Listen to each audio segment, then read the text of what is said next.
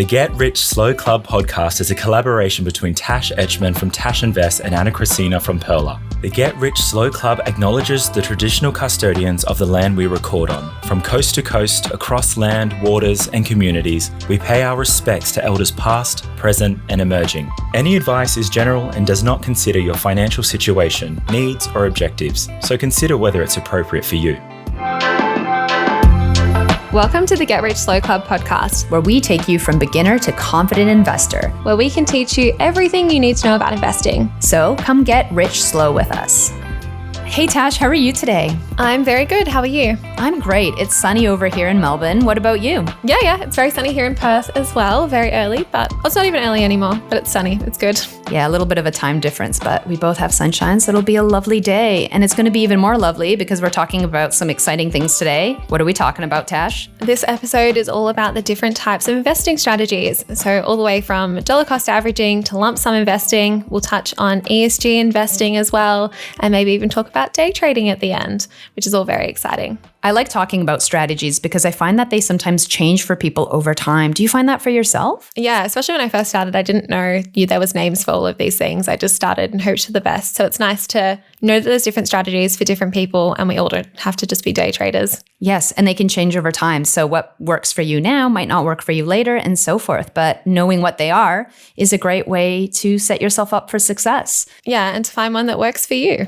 Exactly. Well, let's kick it off. What's the first one? We're going to start with dollar cost averaging, which I think is one of the most popular ones in our communities, if you agree, Anna. Yes, I think it gets talked about a lot. Yeah. I definitely, because people just make posts of it and they call it DCA. So if you see DCA written, they mean dollar cost averaging, probably. Dollar cost averaging is investing a fixed amount of money at regular intervals, regardless of the price of the investment. By doing this, you're able to buy more shares when the price is low and fewer shares when the price is high, which can help to reduce the impact of volatility in your portfolio. So what this means is just picking an amount and investing it no matter what. So you're not looking at the stock market and deciding when is the perfect time to invest. So for me, for example, I invest $1,000 a fortnight at the moment. So no matter what's happening, it's always $1,000 a fortnight. Yes, I'm similar. I just try to set and forget. So that's another term. Yes, yeah.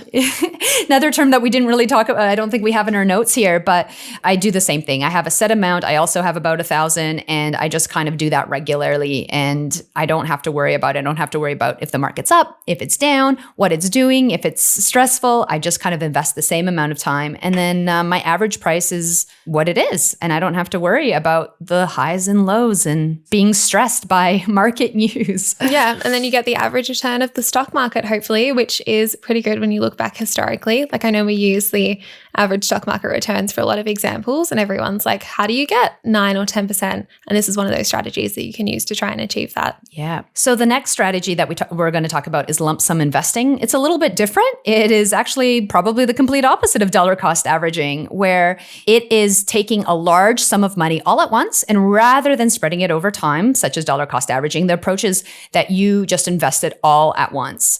Often this can be a little bit risky because if you're investing at a time when prices are really high, it's not advantageous. But if prices are low, it can be really fantastic. This is really interesting because in my mind, I feel like dollar cost averaging should win out. But actually, if you assume you have 100% stocks or shares in your portfolio, the return on lump sum investing outperformed 75% of the time, which is pretty wild. For portfolios with 100% bonds, that rate of outperformance was 90%, which is crazy as well. So timing the market doesn't always work. Very true. And there's a lot of advantages to lump sum investing. You can get higher returns, especially if you invest when the market's low. There's less temptation to time the market. You just put all your money in, you're not stressed about it. I know that that's a conversation I have with a lot of friends when they should invest. And if you just do it, you're less stressed about it. You also get an increased time in the market. You've just done it. You've invested. You don't have to now worry about anything because you are in the market. And there's also a potential for lower transaction fees. As we know, when you buy or sell a specific share, you often have a transaction fee. And if you're doing it once, chances are it's a bit lower. Yeah, so transaction fees are also just called brokerage fees. There's lots of different fees out there as well. But if you're paying multiple brokerage fees over and over again, that really adds up. There's definitely some disadvantages to lump sum investing. So there can be higher risk if you're putting it all in at one time, especially if you manage to buy at the height of the market, but we can never really know. This can increase your losses as well, and you can miss opportunities when you're investing during the top of the market. It also depends on your personal financial situation as well. Do you have enough for your emergency fund? Have you invested everything? That depends on the person as well. I know I did a lump sum investment when I first started investing. I think I've talked about this before. I had some money and I was so scared about putting it in at the wrong time in the market.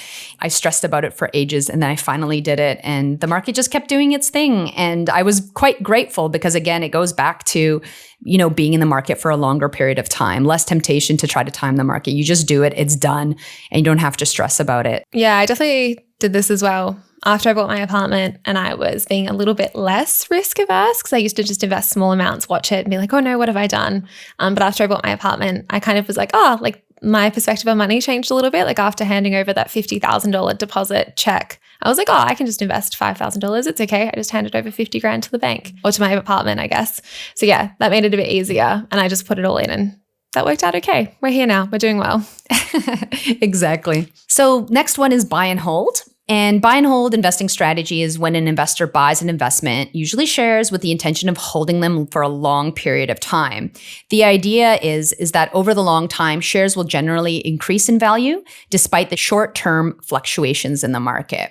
This is a quite popular strategy also because a lot of these companies pay dividends, which then provide a steady stream of income for investors. But this strategy does not eliminate risk. There's always the potential to lose money, especially at market downturns.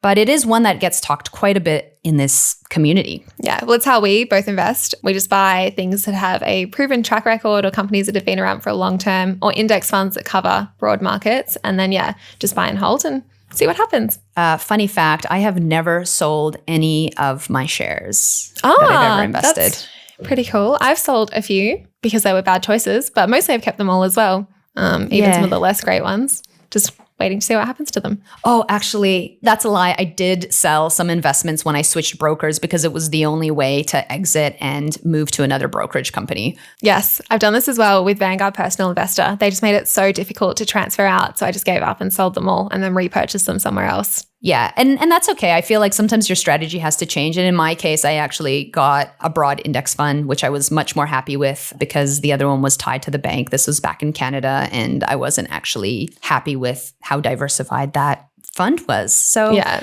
Win-win. Mine was more about just like trying to make things more simple because I had all these different brokers everywhere and I was getting paid the dividends into Vanguard Personal Investor and I just didn't check it and I had $1,000 of dividends just sitting there, which is a fun surprise, but I can't be losing $1,000 just so casually. So I sold it and consolidated everything, which makes life easier. Yes, it absolutely does. And we'll be talking more about dividends and brokers in our next episode. So definitely check that out. Yes, well, dividend investing is actually a whole other strategy as well, which involves investing in companies that pay dividends. Dividends are just regular payments to shareholders, which is the income from your investments.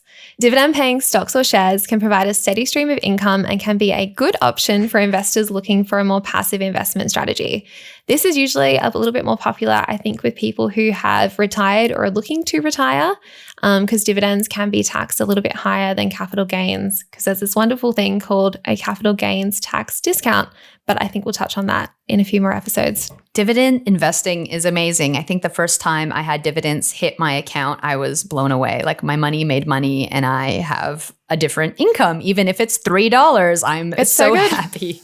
Yeah, and it's nice watching it grow over time. So I get mine paid into my bank account and it's just so nice seeing them come through. And because it's a bit irregular, like it's every 3 to 6 months, I'll just like wake up and be like, look at all these little payments coming through. Yay, it's like magic. Yeah, I love it.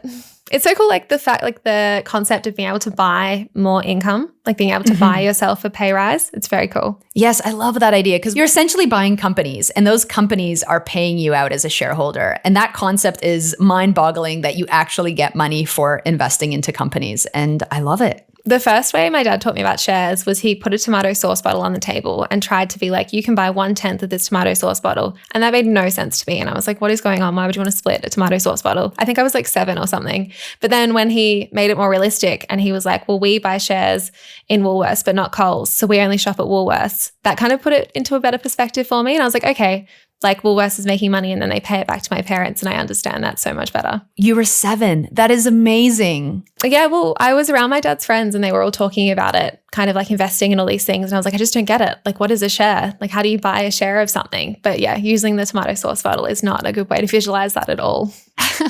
So no more tomato sauce analogies in the future, I would say. Just Woolworths versus Coles works.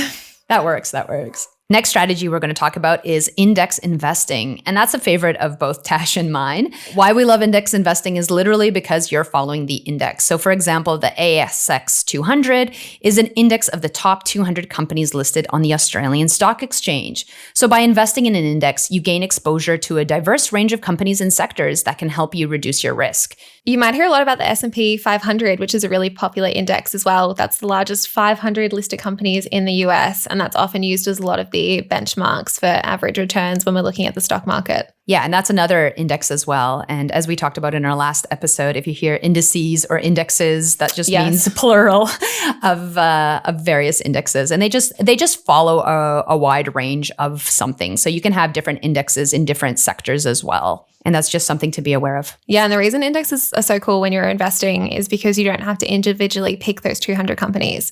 So if one company goes bankrupt in the ASX 200, it's just replaced by another company, and those poor returns of that one company is just kind of, I don't know, shielded? Not really shielded. Is kind of covered by the other companies, I guess. Yeah, actually, it's funny you say that because my old company that I worked at made it to the ASX 200. And I was like, yay, they made it. And then a couple quarters later, or maybe a year or two later, they fell out. So, you don't have to worry about that because you're following an index. So you don't have to worry about choosing and picking the right companies to invest in. Yeah, and it's really cool because you're not going to research 500 different companies like the S&P 500 and keep up to date with them. So having an index just do that for you is great. Fantastic. Tash, tell us about the next one. ESG investing stands for environmental, social, and governance investing, which focuses on investing in companies that have strong sustainability and or ethical practices. This can include companies that have a positive impact on the environment, promote social equality, and have good governance practices. I know this is something we both have been looking into. What are your thoughts on this? Oh, it's always a challenge because what someone defines as an ESG might be different, right? For some people, it might be fossil fuels or, vegan food or plastic, whatever it might be. So it can be challenging to define what that is. But I think being conscious about where you invest your money is always a good thing. What about you, Tash? Yeah, and I think a lot of people think ESG investing is just ethical investing. But again, ethical is really grey and there's no one answer to this. So what someone believes is ethical changes for all of us. So it's quite hard to have one, especially a diversified fund that is completely ethical to everyone. And I think a lot of funds will focus on one of the letters. So they'll either focus on environmental or they'll focus on more social or more governance. So yeah, it's really hard and you have to actually look into what the ETF or the managed fund actually is investing in. I know Vanguard. Was it Vanguard? Yeah, I think ASIC went after Vanguard for greenwashing. And greenwashing is just kind of slapping on an ethical label without actually following the rules to it or trying to get investors to pay higher fees for it. It is a challenge because, for example, if you're a believer that Apple is ethical or not ethical or, falls under ESG, what about the mining that's happening for phones? What about labor that's happening in other countries? Those are all the things you kind of need to consider. But it is available as an investment strategy and there's different ways to do that. But I love that we both think about this and I think we'll see more of this in the future as people become more aware of what they want to invest in. Yeah, this kind of goes slightly into the next strategy of passive versus active. But I think with ESG funds, a lot of people prefer to choose active funds in this kind of area. So you can have a fund manager actively going through and picking ethical investors versus a more passive fund that just screens out some of the things we said, like often weapons or smoking or gambling. And that makes a lot of sense because with passive investing, you kind of choose the whole shebang of things and you're invested in everything that everyone's invested in, the top 500 or the top 200. But when you do active investing, like you said, someone's choosing what you're investing in. So if having more renewables is something that you're really passionate about, you can be invested in that specifically. Yeah. And this is one area where you might be willing to pay slightly higher fees to make sure someone is actually going through those investments for you. So in talking about passive and active investing, let's just define what those are. Passive investing is investing in index funds and generally are considered better over the long term because it allows investors to effectively capture the returns of the overall market rather than trying to pick individual stocks over time. The approach is less expensive and less time consuming because actively managed portfolios actually need someone to go and sit and look and change and pick specific stocks to be invested on behalf of you. So there's a little bit of a difference between those two. And there are definitely pros and cons to both. It just really depends on what your strategy is, which we kind of talked about with ESG investing as an example. Yeah, and humans are very emotional. So when you have a human actively picking stuff based on the media and the world news, they're definitely going to be impacted in how they view the world and their investments. Especially if you see a tweet that might influence you, right? What, that Elon Musk has taken a sink into Twitter or something again. Anyways, that's a rabbit conversation hole for another time. Now we've talked about the different kind of types of investing strategies. Now we're going to have a quick chat about asset allocation and how you actually pick your different investments and the percentage you allocate to all of them. So asset allocation is the process of dividing an investment portfolio among different asset classes, such as shares, bonds, and cash. We spoke about that in the last episode, so go listen to that if you haven't yet. The allocation you choose will depend on your investment goals, risk tolerance, and investment timeframe. Diversification is the key here, and you should aim to diversify your portfolio across different asset classes, sectors, and countries. So asset classes are stocks, bonds, properties, cash. Sectors are things like healthcare, tech, what are the other ones? Mining, renewables, stuff like that. And then countries. So if you just bought all of your investments in Australia and something happened to Australia, that would not be ideal. But if you're buying in the US, Australia, also some developing markets like India or China, then you've spread out across the whole world. It's important to remember that your risk tolerance and asset allocation should be reviewed regularly and adjusted as needed. As you age, your risk tolerance may change and your investment goals may shift. I know this has happened for both of us as well. As you get older, you might want to be a bit more conservative to when you're younger and you know you've got so much time on your side. If you have a lower risk tolerance, you might want to invest more into bonds and cash. This is to provide a steady stream of income and reduce portfolio fluctuation over time. So a conservative investor may allocate, for example, 75% of their portfolio to bonds and cash and only 25% to shares. So you're reducing risk, but you're also reducing the ability for your portfolio to grow. And it just kind of depends on what your tolerance is. Yeah, and how old you are as well. If you're younger, you probably have a higher risk tolerance because you've got more time to ride out fluctuations. But if you're nearing retirement age, you don't want to be risking your whole portfolio in stocks. If you have a higher risk tolerance, you may focus on growth in your portfolio. This means that you would allocate a greater portion of your investments to shares and less to bonds and cash. The goal of a growth portfolio is to achieve capital gains through investing in shares usually.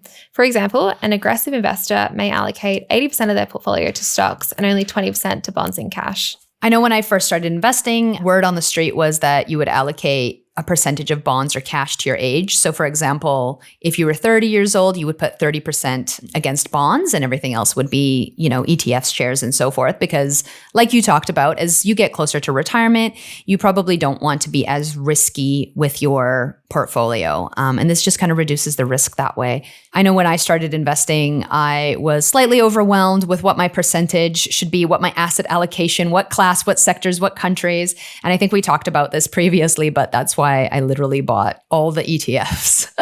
Yeah. I didn't buy bonds for ages because I started investing in such a low interest rate market. And I was like, why would you buy bonds that have like a 0.01% return or even a negative return for a little while as well? And then I think one of the myths as well as investing is just shares. So I just didn't learn about bonds for so long. You're totally right. As inflation has gone up, bonds seem like a safer investment in a way because they have less risk, as we talked about in the last episode.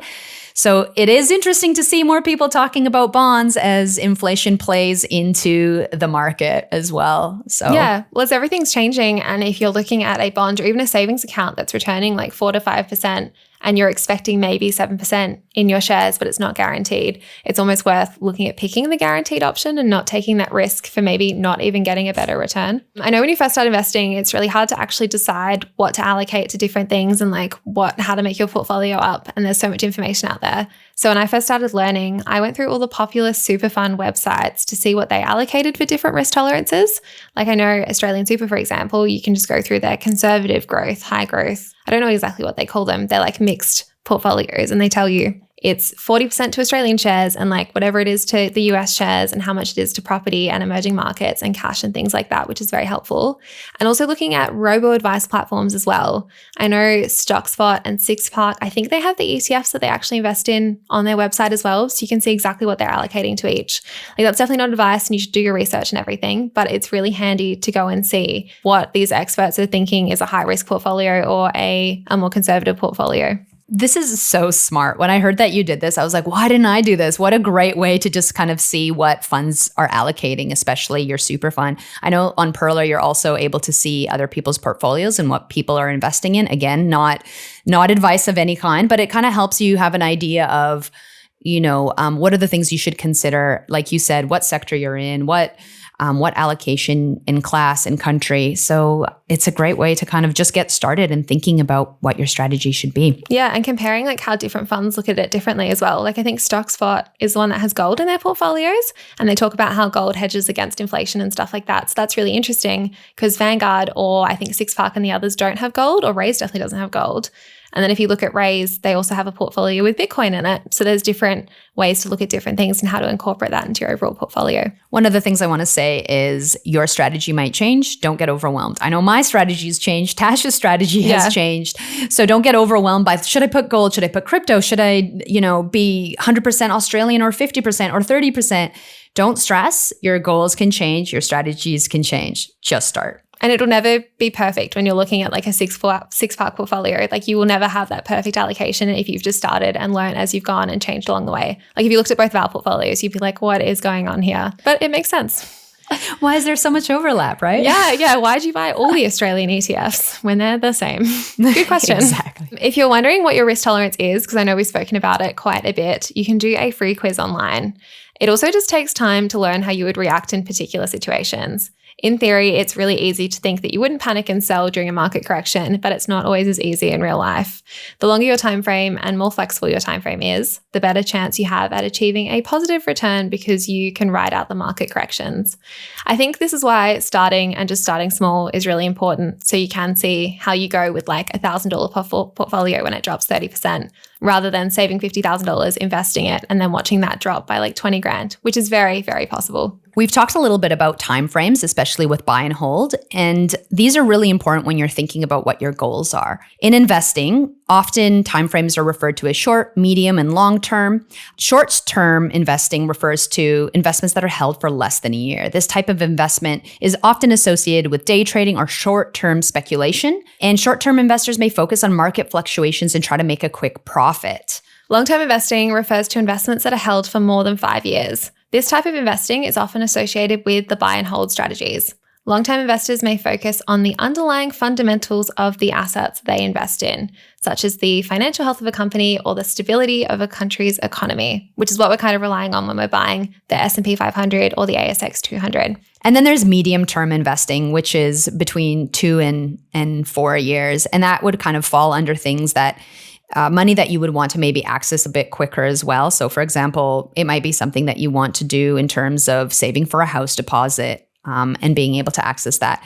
So again, just understanding the risk and volatility that happens in the stock market might be something that you want to consider for those medium-term investments. Yeah, and the flexibility as well. Like if you ideally want to buy a house in 3 years, but you can be a bit more flexible, then you can invest in shares. It might be a good solution for you. But if you aren't flexible, you really want to be careful about whether you have the time to ride out those market corrections, because they are normal and we should definitely be expecting them. Long-term investing is considered to be a good choice for many reasons. I think it helps us learn how to be patient with the market as well. We can let the power of compounding take advantage. We spoke about that a lot in the first episode. And it helps you to focus on the underlying fundamentals of investing rather than focusing on the highs and the lows and the media and what's happening that day when it doesn't really matter. Like I love when I don't love it, but when there's a company announcement about something that's not really, it really shouldn't affect the share price, and all of a sudden investors go and sell and it drops 20% or it increases 20% all because of one bit of news. So that's very interesting. Now let's talk a little bit about timeframes or investing horizons. I think we've thrown out that word a lot, and it always depends on your time frame and how long you're investing, but how long are we actually referring to?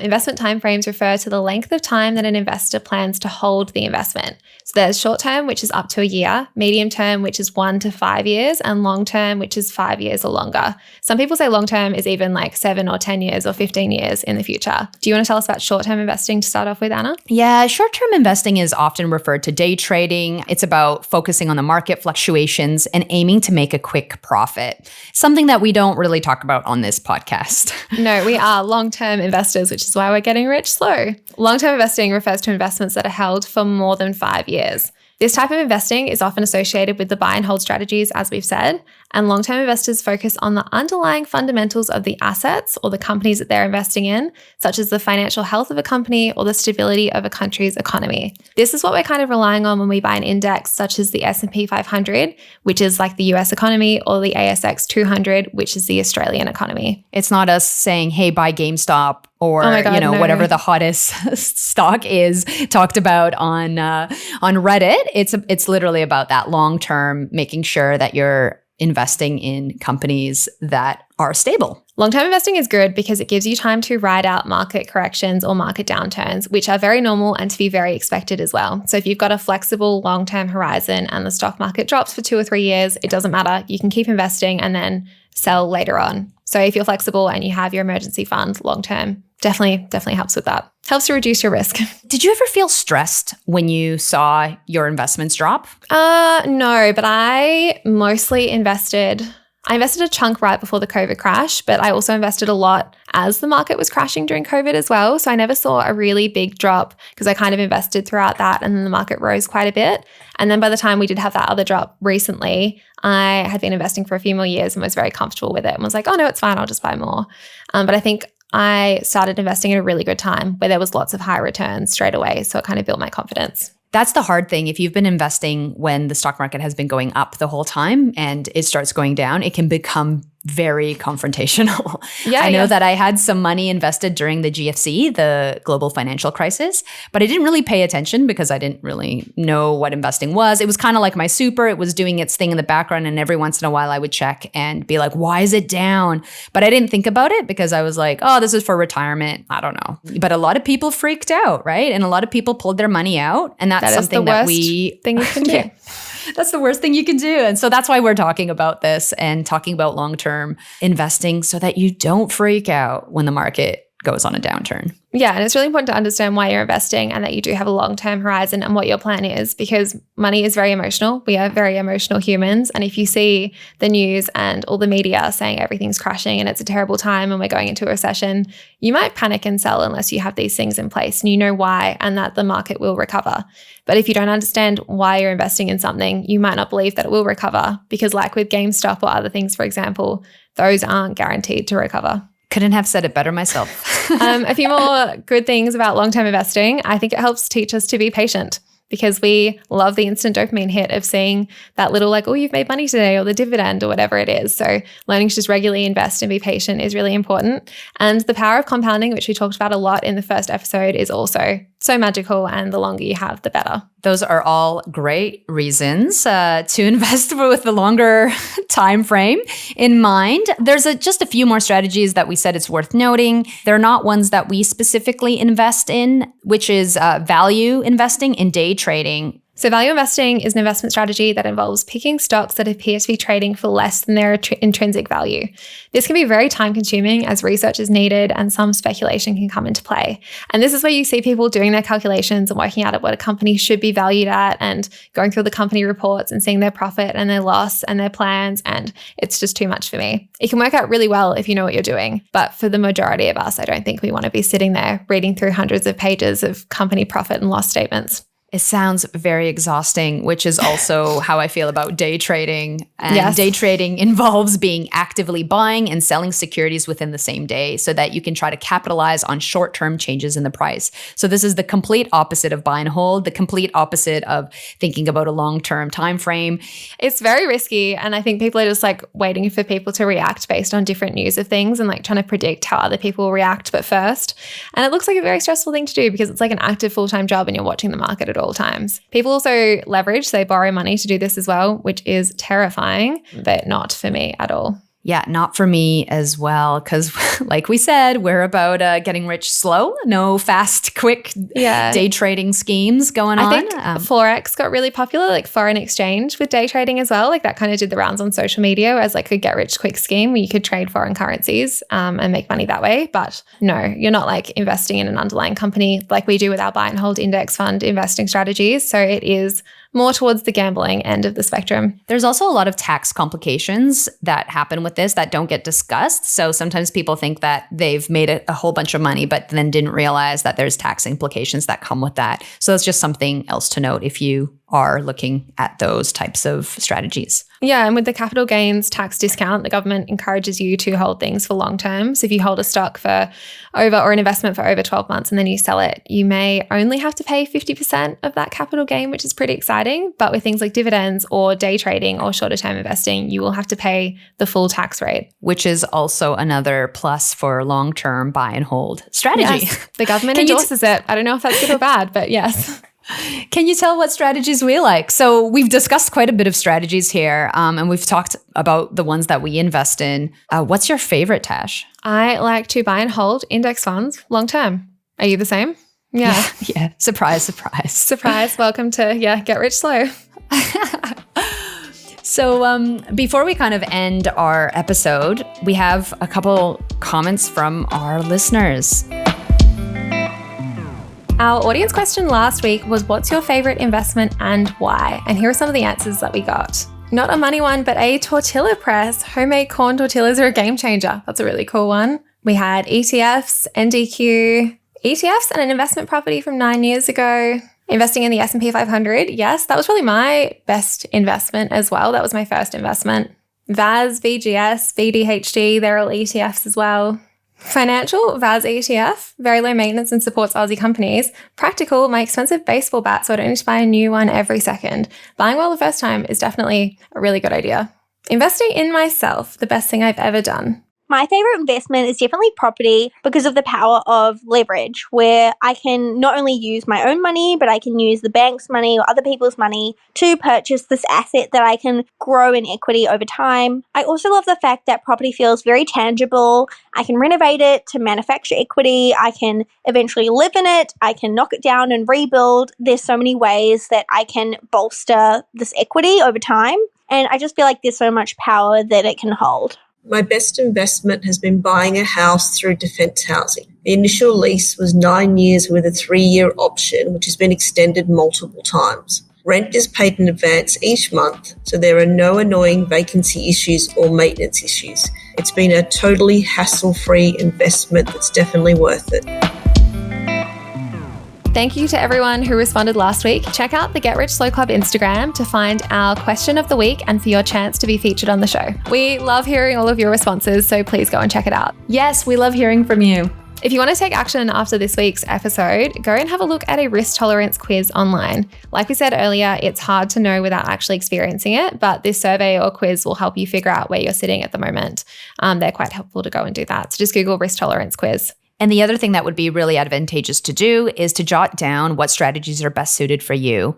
And they might change in the future, so don't stress about that. There might be one or two or all that apply to you, but just jotting them down and thinking a little bit about them will help keep you accountable and not get distracted by any flashy, tweets that come along and just keep you doing your thing.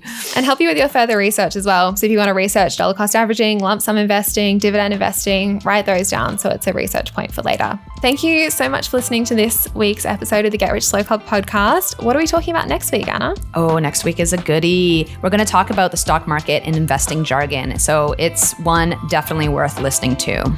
Thanks so much, Anna. This was lots of fun. Yay. Always fun with you, Tash. Bye. Cheers. Thanks so much for joining us in this episode. If you found it helpful, feel free to leave us a rating or review or share with a friend. Make sure to follow us on social at Get Rich Slow Club, or you can follow Tash at Tash Invests or me at Ana Kresina. This show was brought to you by Natasha Etschmann, who is an authorised representative 1299881 of Guideway Financial Services, AFSL 420367, and Perla, who is an authorised representative 1281540 of Sanlam Private Wealth, AFSL 337927. Knowledge is power, especially when it comes to investing, so make sure you check out our financial services guides and read the product disclosure statement and target market determination for any investments you're considering. See our show notes for more info.